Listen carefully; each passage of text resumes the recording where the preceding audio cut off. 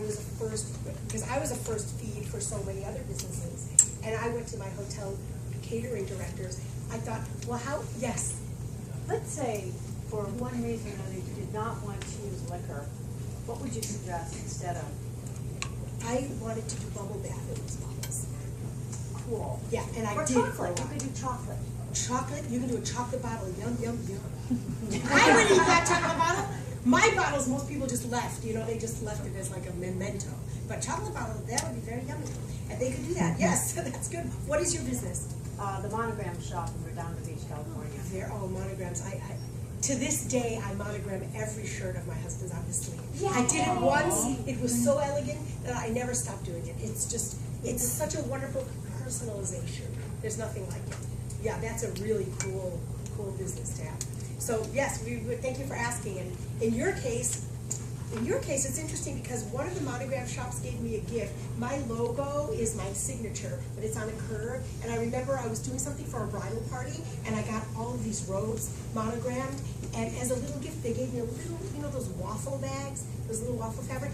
They gave me a white one with silver because my business is Renee Strauss for the Platinum Bride with my name on it.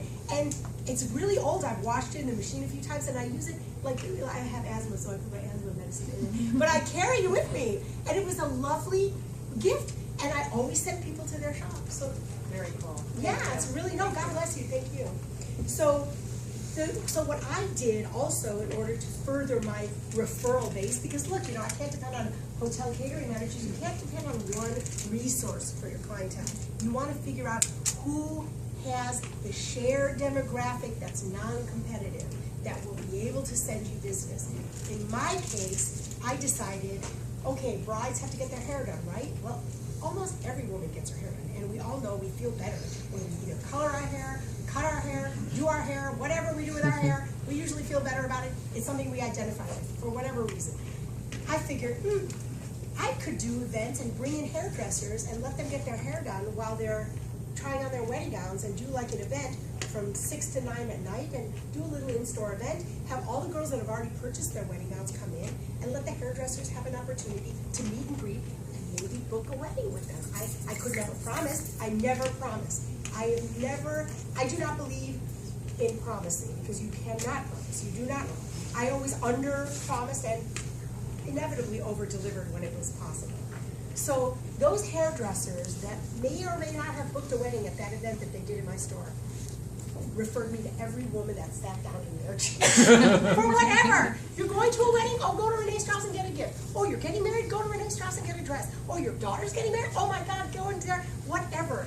They were just amazing referral bases. And I always invited different hairdressers from different satellite businesses so I could cast a wider net. So these are the things that you can do with industry-related businesses that are not competitive. So there. Another thing that I did early on in my career, remember we touched a little bit on advertising and just, you know, getting the word out there, social media, whatever.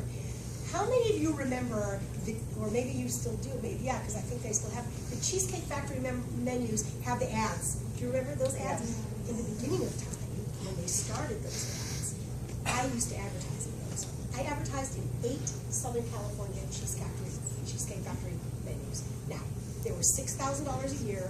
You count 8 times 6, that's 40 grand a year in advertising. I did not pay one dime for that advertising. Not one dime. How many of you remember, and I'll tell you how in a minute, and do you remember the movie theaters? I don't know if they still do it, but how like different ads came up for different businesses in the area? I was in whatever the movie theaters are called, AMC, CBS, AD, whatever they're called. I was in at least 6 different movie theaters in the region that I'm in LA. Those were $18,000 a year to be part of those advertising, and I never, ever paid a dime. Through those vehicles, I really became the tip of the people's toe. And the way I did it without having to spend any money was I brought in my co-op sponsors. That's about be audacious and don't be afraid to ask. I called up Bridesmaids manufacturer that I did business with in Dallas. If they wanted to come on one of my movie screen ads, look, I wasn't their only store. They wanted to let everybody know about their merchandise. They had their company name on it, and it also had mine. But that didn't preclude anybody from just looking for that brand in other stores. It benefited them. Mutuality, mutual benefit. That was the key. It was the same thing with the Cheesecake Factory menus. I got co-op ads from my designers, and they ended up paying for all of it because they saw the benefit. And that increased my opportunity for business locally exponentially. And actually, one of my designers learned something from me as a little itty bitty retailer that I was. They are a company in Dallas, Texas. They started in a garage in the early 80s when I started my business. And they designed bridesmaids dresses. And over time, like, they would go through their different designers. This season it was good, this season it wasn't good. They were really trying to get it together.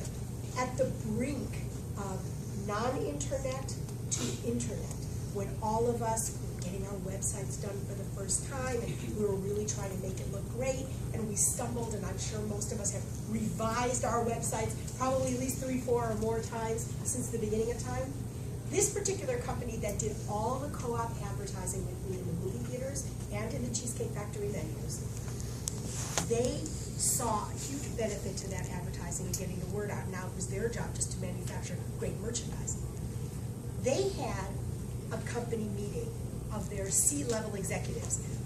I was invited to a party for C-level executives, and I said, why do I want to go to C-level executives? I want to go to the A-level executives. Little did I know that C meant CEO, CFO. So they had a meeting with their C-level executives. And at their meeting, they said, you know what? Our internet presence is not so great. We really need to do more for our business. You know, Renee Strauss, she did amazing things in the movie theaters and in the Cheesecake Factory menus in California. What can we do to up our game? So this company took one of their head honchos.